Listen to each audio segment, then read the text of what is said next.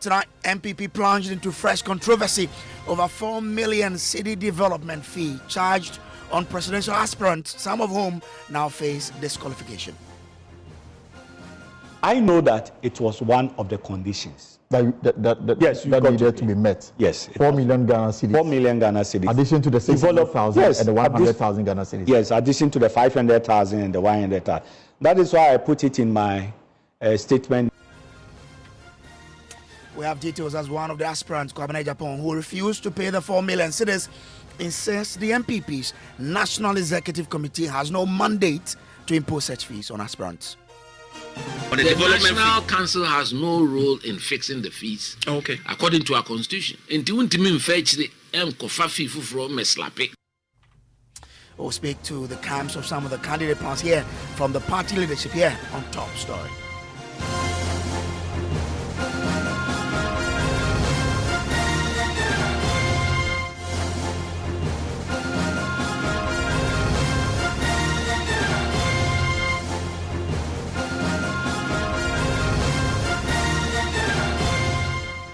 And Top Story, as always, is brought to you by Telecel Connecting Energies and also by Shield Pension Trust into the future with you. My name is Samuel Kojo Brace. Now, a fresh controversy has hit the opposition New Patriotic Party as new conditions imposed on individuals seeking to lead the party into the 2028 general elections emerge. According to a former aspirant, Francis Adai Nemo, presidential aspirants are now required to pay a 4 million cedis development fee as part of the qualification process. Failure to meet this demand could lead to outright disqualification. The revelation has sparked debate within the party ranks, with some stakeholders arguing that the fee is exorbitant and unfairly restricts the race to only the wealthy. This 4 million cedis, we understand, is in addition to the 500,000 cedis filing fee, plus the initial 100,000 nomination fees, which means that every presidential candidate or aspirant who has complied with this has paid a total of 4.6 million Ghana cedis ahead of the vetting process. We can hear from Mr. Adai Nemo, who pulled out of the race, citing unfair practices on the part of the leadership of the party. He spoke to my colleague Elton Brobe. There's a 4 million development fee yet to be announced. Well, that one, ask the General Secretary. But it's not made official yet. Why he failed to announce it? Meanwhile, when you go to buy the form, it is included in the form for you to know that there's a 4 million to be paid. Is this what was discussed prior to the announcement of the fee that some people had issues with? We were told that these were all part. It was a full package of almost 5 million Ghana cedis. I am not a member of the National Council, so I never attended any National Council meeting that this decision had been made. All right. Okay. But if that decision was made by National Council, they should tell us when was that National Council decision made, where's the evidence of it. The only thing is that during the nomination period, if you went to purchase your nomination form, it will be included an amount of 4 million set as development fee. And this will be paid by all the aspirants? Sure. They are aware of this? Yes, they are. They are, and they are quiet. They are. You never know who has paid because it won't come out to you. It won't come in. So this 4 million cedis you are talking about is a condition for qualification. Why not? Because it is the same National Council, okay? The same National Council that determined the nomination forms, that determined the filing fee, and if it says it has also determined another fee, termed development fee, to be paid by each aspirant, you've got to pay. If you don't pay, it can be used, or it will be used as a basis for your disqualification. But when they filed their nomination forms and the check they presented, they didn't present 4.6 million. They presented 500,000. Did you see it? Did they show it? Did you see? Did they show it? I didn't see anybody telling the committee, the elections committee, that they have filed their nomination. This is how much their bankers draft. This is the total amount of their bankers draft. They didn't say it. So unless you are curious to ask, I know that it was one of the conditions. That needed to be met. Yes. 4 million Ghana cedis. 4 million Ghana cedis. Addition to the 600,000 and the 100,000 Ghana cedis. Yes, addition to the 500,000 and the 100,000. That is why I put it in my statement that 4.6 million is being demanded from each aspirant. And you can find out. We'll have to verify whether the aspirants paid additional 4 million Ghana cedis whilst filing their nominations. Well, there are issues with it. If they don't pay, then what happens? Why not? Because it's a decision of the National Council. Would the National Council waive that? If the National Council waives that, it also has legal consequences. Well, presidential aspirant Kwabena Agyapong told our sister station Insure FM in Kumasi that the National Executive Committee of the party has no business whatsoever fixing development fees. He is demanding some answers. Party no, because party no shemra. Say o kofa forma, obe tuya 100,000. Of course. Say o file form na de kwa obe tuya 500,000. Of course. Kambo my 600,000. Enye sika ketwa. Even national election. Yeah, go to electoral commission 100,000. Sure. There's something about development fee. Na income booklet. No, the moon say. The National Council is going to decide on the development fee. The National Council has no role in fixing the fees. Okay. According to our constitution, National Executive Mikobi. Okay. Any fixing fees no. Until we fetch the kofa fee from meslape on Aspirants. But says you are filing the next what you. There be mean to BBS. I mean to them National Executive ne kind. And a mature almost. Okay. So what he's basically saying is that the National Executive meeting that was, that decided on what they have to do, there was no mention of a certain development fee. He says he has filed, but he has not paid the development fee. He's only written to them, demanding some answers, and he's waiting for those answers to be provided. He says his point is basically that the National Executive Committee have no business in, or has no business in fixing development fees. Now, so far, apart from Francis Adainu, who decided not to file his nomination, and of course Kwabena Agyapong, who said on record that he hasn't paid, we understand that a number of the candidates have paid this 4 million cedis, including the 2024 flag bearer, Dr. Mahmoud Bawumia and Brian Agyapong. Question is, how about the other two candidates? We'll get on the phone line shortly with them to find out.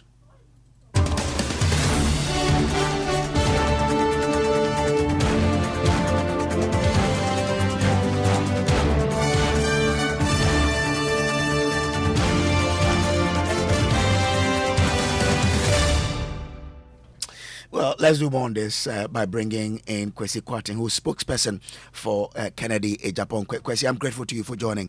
Now, your campus paid this 4 million cedis once you filed, right? Yes, we have accordingly made the payment for Mr. Kennedy Agyapong. He believes in supporting the party in diverse ways, including providing financial support for the party to help it to run its affairs. But of course, it is also important for us to also highlight that he believes more in providing a sustainable way of funding the party. And so, of course, we are also a bit concerned that the fact that we pay the 4 million Ghana cedis does not necessarily mean that we are overly happy about the payment. It does also suggest that we are angry or we are not necessarily happy about it. But the concern, and of course the point has to be made, that as a party going forward, we need to be able to build a sustainable funding regime so that whether we are in power or we are not in power, when it comes to the running of the activities of the party vis-a-vis running of elections, for instance, elections ahead of us, we do not necessarily have to burden candidates to be able to raise funds for such exercise. The candidates in question may not have reservations to it, but I mean, it becomes also a barrier for other people or party faithful who may have interest in contesting for similar positions, but for the barrier of the financial cost of, for instance, the 4 million Ghana cedis that we are talking about is going to restrict them. So that is the reservation that we hold. And Kennedy promises that when he's also giving the nod as the flag bearer, of course, as the leader of the party, he's going to make sure that we fix some of these lapses within the party hierarchy and the party structure. All right, I'm grateful to you. Do stay on. I'll come back to you, but let me find out from the Agyapong camp if they have also paid this particular development fee. Opoko Mensah speaks for the Dr. Ose Agyapong camp. Grateful to you, Opoko Mensah. Have you also paid this 4 million as part of your filing fees? Okay, so let me say good evening to yourself and to my brother, and to the general public. So in our camp, we've followed all the protocols that the party spelled out through the communique they issued on 29 July, indicated what is required of every candidate who intends contesting for the flag bearer of the NPP. So in our side, we've complied with all the directives, including the financial commitment to the party, and we do not have any outstanding issues with the party as we speak. So I can assume that you've paid this 4 million cedis. So as I indicated, we subjected ourselves to the protocols established by the party. We do not have any other obligations to honor with the party. We did so on the day that we went to the party and to file. And basically the party do acknowledge that we don't have any outstanding issue, be it financial commitment or whatsoever. I understand your point, but I want to get an understanding from your side. Do I get an understanding? As you say, you don't have any financial outstandings that you need to fulfill to the party. Does it include that you've paid this 4 million cedis? Exactly the point. That's the point that I'm making, that we do not have any other commitment with regards to the established protocols for this flag bearership rate. We've committed to all the process, and it includes the very amount that we are discussing now. But do you also feel, as other people have expressed, that it serves as a restrictive factor in limiting the flag bearer race to only the wealthy? Any way that you look at it, I would have even wished that there wasn't any filing fee. Whoever is deemed to fit the contest will have the opportunity to do so without any commitment or whatsoever. But this is the decision of the party. The party met, they made a decision, and the general party members are obliged to conform to what the decision is. And I think the party in the future will have to look at other modalities in ensuring that we have a sustainable commitment with regards to finances. And again, deepen the conversation on dues payment and how sustainable it will be, and being transparent in its dealings with what they use their resources for. I think by so doing, this aspect of committing huge sums of money for party activities probably can be minimized. But as it stands, once the party's decision, we do abide by it, and we want to urge others that if you have any difficulty with that, I think the party's doors are open where the party can be engaged. We wouldn't want to subscribe to be discussing some of these issues within the public space when we have the opportunity to engage the party and find some answers to some of the queries that we may want to make. But now, this is the decision of the party, and we've subjected ourselves to the due process. And we believe that in the coming days, the fire of Agyapong, as a party, has witnessed, not only contributing in terms of giving this or abiding by the protocols that was established, but it has been given supporting the party without making noise about it. And therefore, definitely, others will be required to do so. But I think in the future, the party will have to look at more sustainable ways. Dr. Osei must propose some to them. But I believe definitely the party, after this process, will want to go into conclave and devise means of ensuring that. What's that proposal? Okay, so See, some of the proposal Dog has proposed to them has got to do with getting a proper database of our membership, and again, educating the base on the need to contribute to be part of the whole system, and ensuring that whatever we take from the party is used in the interest of the party without burdening too much the party members on some of these activities. By so doing, it's a proper database. I will be able to strengthen the organizational aspect of the party. And when some of these activities come, the party will be in a good position to be able to finance its own internal affairs. All right. So some of them are stay with me. Let me bring in Kwesi. Kwesi, at what point did your team get to know that you are supposed to pay this money, which we know is a non-refundable fund? I didn't hear what you asked. I wanted to find out from you at what point in the process did you get to know that that's to Kwesi. I'm speaking to Kwesi Kwating. Kwesi, I want to find out from you at what point did you know that you were supposed to pay this 4 million cedis development fee that is non-refundable? I mean, clearly it was part of the announcement that was attached to the nomination form. When the communique came out, there was part that, if you look at it critically, I think one of the documents, he stated that there is a development levy of 4 million Ghana cedis. But I mean, clearly, you and I know that the party leadership will maybe use money like that to run the elections. You see, previously what happens is that they rely on donations from party people who are willing to commit and help the party in that regard. But this time around, especially sequel to the incident at the conference which took place at the University of Ghana, where Agyapong had donated an amount of 4 million, but it was clear that the conference was just used to project one individual. It was clear that this time around nobody is going to make such commitment. And so I'm sure in view of that, they have to, or the leadership had to, find a way around it, that this time around people may not voluntarily commit, especially when there are issues of mistrust on how contributions are used to project one candidate and one individual.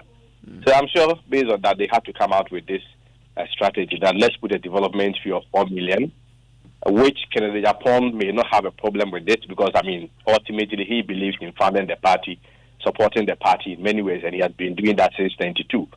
But our reservation stems from the fact that we also have to stand for other people. It's not everybody that has the capacity to pay 4 million. And clearly, you and I know that there is going to be a huge restriction to other people. 4 million in old terms is 40 billion to be able to file your nomination. And the point has to be made that if the party was financially sound, if the party had built people, if the party had built businessmen, I'm sure people would have even voluntarily contributed to take care of this upcoming election. But so Kwesi, your point is that your party failed to build business people when it had power. So the point I'm making is that usually, of course, like the point Kennedy made during his unity tour, one of his unity tour, the point is that usually the party, when you are in power, you also have to build the party people. And building the party people will also mean that you have to build party people who are into entrepreneurship, who are into businesses. When they are well built and they have the capacity, some of these things, they voluntarily come on board. Because you and I know that in Ghana, we do not have a defined framework for funding political parties. So it has always been on the benevolence of party financiers and party people. And so when you get into power and party people are not well taken care of, that is the problem that comes. You get to the middle, you require money from party people, but the money is not coming. And in cases like that, when you are confronted with reality, you may have no option than to use approaches and mechanisms like this to also solicit for money from aspirants. We do not have a problem. We do not have a reservation. But like I stated, and of course I have to reiterate it once again, that in the future, as a party, and not only the NPP, but within the political processes, political parties should have a sustainable funding regime. And it's a conversation that broadly as a people maybe we need to look at. Okay. Kwesi, I'm grateful to you for joining us here. Yeah, documents, I'll give you final words and then I can move on to Haruna Mohammed. Okay, so I think I want to reiterate the point that this is an internal process and the doors are not closed on party members. On the interim, I think if the party finds it important to meet other aspirants who are probably raising issues only to clarify issues to them, I think that would be more helpful to the reputation of the party rather than opening up and discussing some of these issues within the public space. But again, the party, this falls within the administrative structure of the party. An internal mechanism will have to be developed in the future to ensure that we all contribute our quota in ensuring the sustainability in funding the activities of the party. It's very Okay, I'm grateful to you, Yao Pokumis, spokesperson for the Dr. Yao Seduchum team. Kwesi Kwatin, you heard earlier, is spokesperson for the Kennedy Agyapong team. Let's now bring in the Deputy General Secretary of the NPP, Haruna Mohammed, who has also joined us for some clarification. Haruna, we understand the deadline for paying this money was last Friday, correct? And what happens to aspirants who haven't paid? Thank you very much. I would like to say good evening to your charity listeners and those following you on Facebook and other social media. And good evening to my party members who have just spoken on your very respected platform.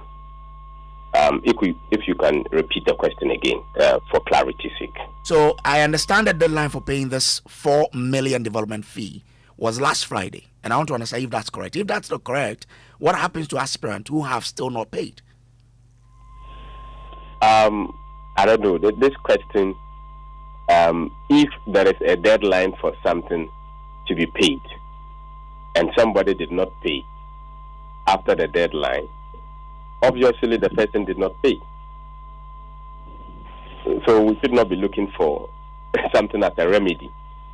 There is a remedy in itself, and also there will be a vetting process of all the documents, including the person who have filed to contest. So until vetting is done and the report of vetting is submitted before National Council and adopted by National Council, I cannot say whatever will happen. But Haruna, we understand that failure to pay this 4 million development fee amount to an outright disqualification.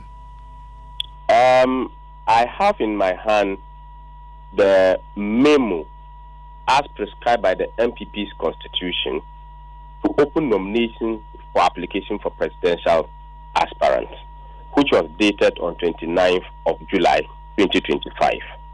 I also have in my hand the guidelines for that, which was also released on the same day. And it is not mentioned in any of those places of the two documents that if you fail to pay specifically, that you are outrightly rejected. So I don't know where you are getting it from. I have these two documents which is not stated, but it is a condition in item number 6 for the opening of nomination that an aspiring presidential candidate shall be required to pay a development fee as determined by the National Council. And if you take the guideline in item number 5 also indicates in the same sentence as a decision taken by National Council. There is nowhere in the two releases relative to the presidential primaries where there is an outright disqualification. However, there is a time period of vetting, and vetting will determine whether somebody is disqualified or is not disqualified. Aaron, I'm grateful to you for the clarification you've provided. Let me now bring in Paul Abrampo-Mensah. He's Programs Manager for CDD Ghana. I'm grateful to you, sir, for joining. Now, you've always talked about the expensive nature of these political activities, and now the NPP says, yes, people have to pay this 4 million cedis, but it doesn't mean that if you don't pay, you are disqualified. But what's your reaction to hearing the fact that the NPP imposed a 4 million development levy on aspirants? Let me say good evening to our listeners. Yes, I mean, it's just add to already concerns we've been raising since 2012 that Ghana's politics is becoming demonetized.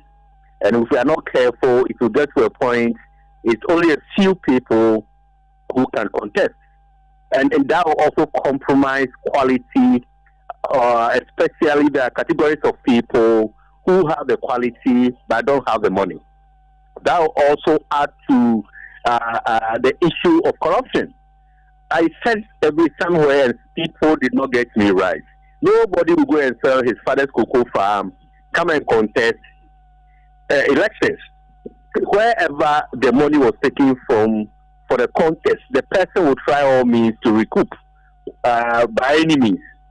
So these are fears, and this is what is going on. So I mean, it doesn't change anything. It keeps worsening the situation from 50,000 to 100,000. Now it goes to 600,000 with an additional 64 million Ghana cedi on top. And where do we get these monies from? I've seen Yoko chasing people for buying cars, for possessing some luxury activities. Are they going to also chase these people where they got the 4 million from? Do you propose that Yoko should go after them? If Yoko goes for somebody who buys a car for $100,000, in the case, who buys a car for $20,000 a case, if somebody scoops 4 million Ghana cedi for a contest, is it different from the person who bought a car? What if this person has the sources to prove that I'm able Yoko inviting you does not mean you are corrupt. Yoko is inviting you to access so many things, including your tax obligations for hosting that 4 million. So the fact that Yoko invites me or you does not necessarily say that we are corrupt or mismanaged. But you have to know the clear source of the money, your commitment of obligation of taxes you've made, and other things. Yeah, it's after of that we will establish something. Okay. But what's your proposal as to how we can de-escalate how we are making money and take the forefront of politics in Ghana as you're raising? In Ghana politics, we've made supporters apparatus of the party pampered to the extent that we only want your vote. We've not created ownership of political parties for our supporters. If political parties were for the supporters, for the party, because what is political parties? Coming together for a group of people like mind to try to fight for power and to exhibit their talent to rule the country. So if you have these like-minded people, whilst we be political parties headquarters are supposed to other dish out who did for their supporters, and their supporters not supporting anything. I have heard people saying that if we had built our support base, they could have been in a position to contribute to us.